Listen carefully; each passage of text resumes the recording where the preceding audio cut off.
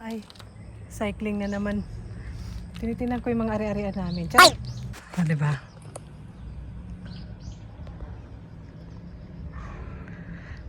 Cycling tayo papunta dun.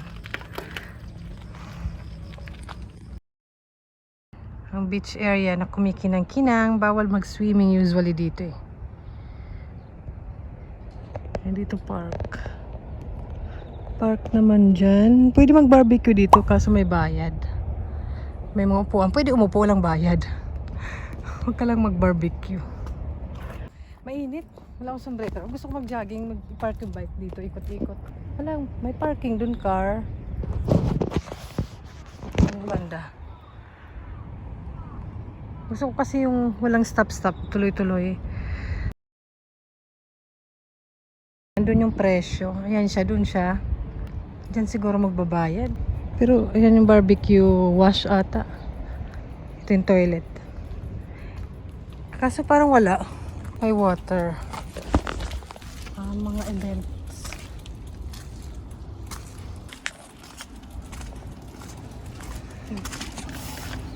Parking. Walang parking ng bike. May ice cream. Kaso parang walang nagba-barbecue ngayon. Siguro weekend, gano'n, ng summer. May mga nakita ako. This time kasi hindi naman weekend.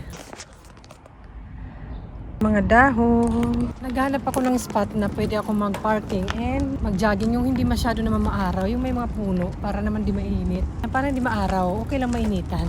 I mean, para hindi mabilad sa araw. Okay lang yung mainit yung pakiramdam. Ipapark ko to tapos dito lang tayo mag-jogging, ikot-ikot. Sama ba kayo? Mag-sapatos na kayo.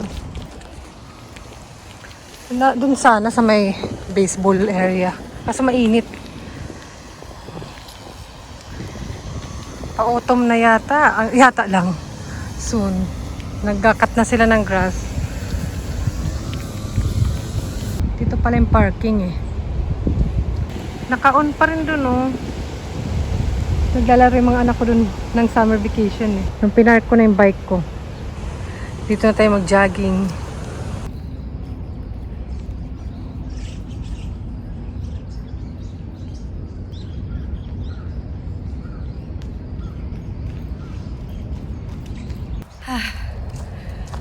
Sarap pa.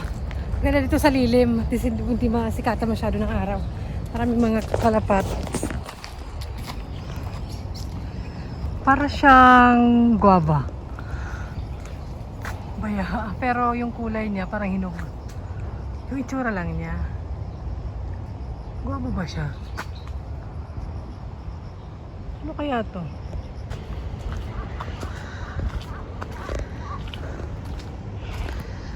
Parang hindi masyadong maraming bulaklak. Before marami. O, diba may paru-paro pa. May mushroom.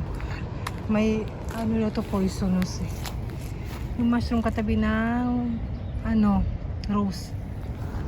Ito to? Rosemary. Rosemary. Tama ba? Yung mabango. Inaano sa manok. Ganun. Ay, ang sarap mag-walking pag ganito. Ikaw yung mahihiya mapagod kasi matatanda nga eh. Madalas mag-walking, nag-jogging. Mas matanda pa sa akin. Ng doble. May pa-sunflower para sa akin. Charas. Siyempre bawal pumitas. Dito. Ay, may mga bulaklak naman dun.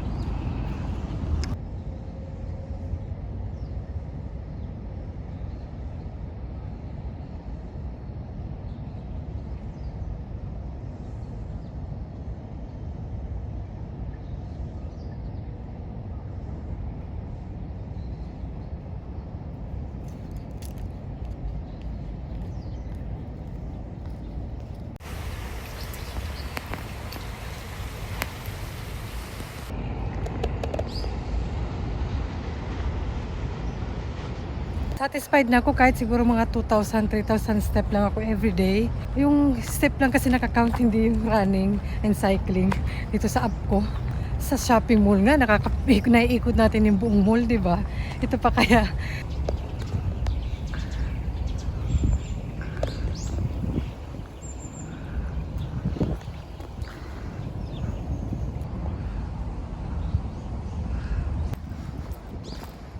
Maganda na yung dahon.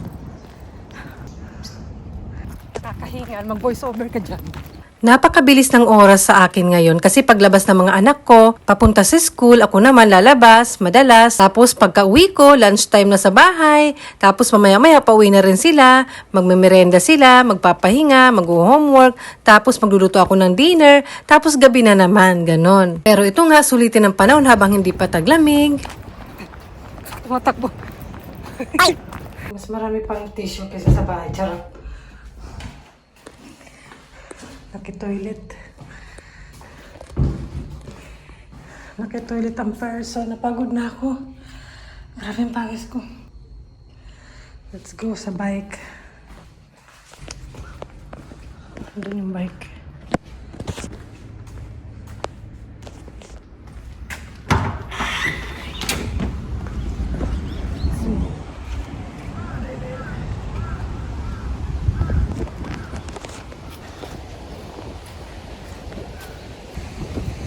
Daming bike eh. Pati na yung mata ko kasi autumn na. Ayan. Dami ko.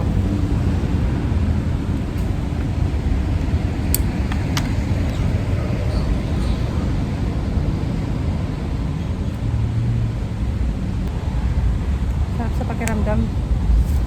Sponsor? Ano talaga to? Yung video natin sponsor. Nito, thank you. Ay. Ewan. Ang dami mong alam. Mag-ano ka lang mag-bike. Kasi autumn na, mas may allergy ako. May gamot naman ako. Pero ito ang sarap sa pakiramdam sa mata. Malamig. Nakawala ng pagod. Lalo na pag nag-i-edit.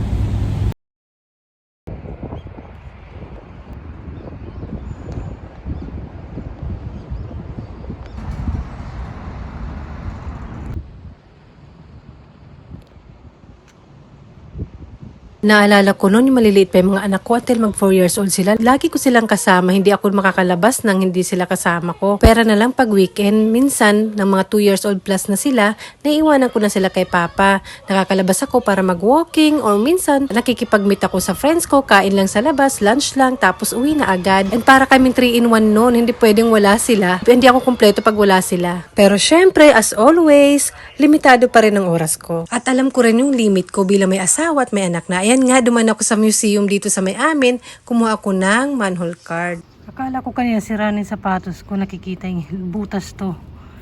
Yung dumidikit pala. Pati ito. Ano ba?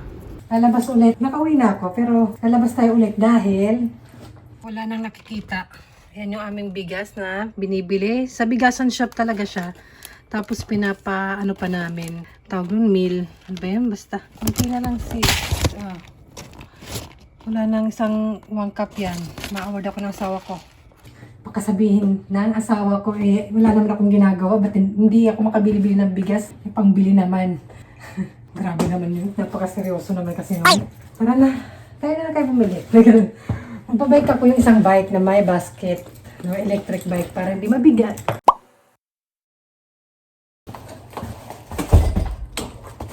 Yes, ayan. Yan, white rice siya.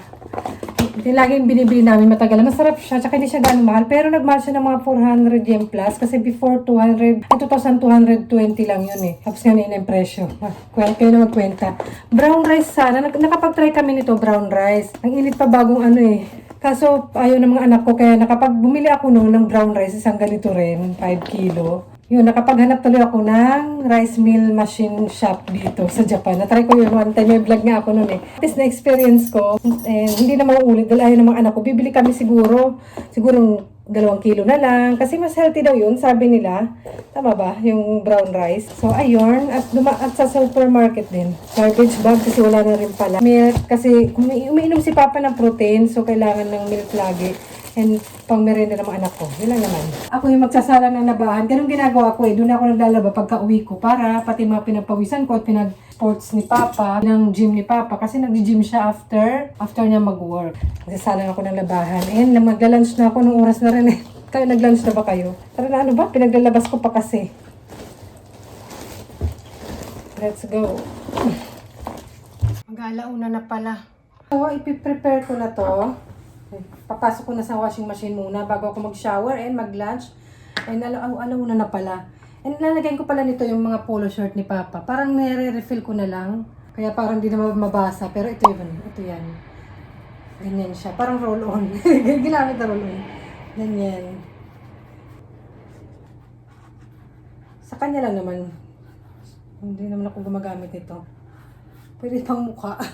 Pang mukha natin sis. Ay, yun lang. Ipapasok ko na para makapag-shower na ako at kakain na rin ako. And dito ko natatapusin ang ating chikahan. Sana nag-enjoy kayo for today. Malapit na yung autumn. Nag-iiba na ang mga dahon. So, ayan na.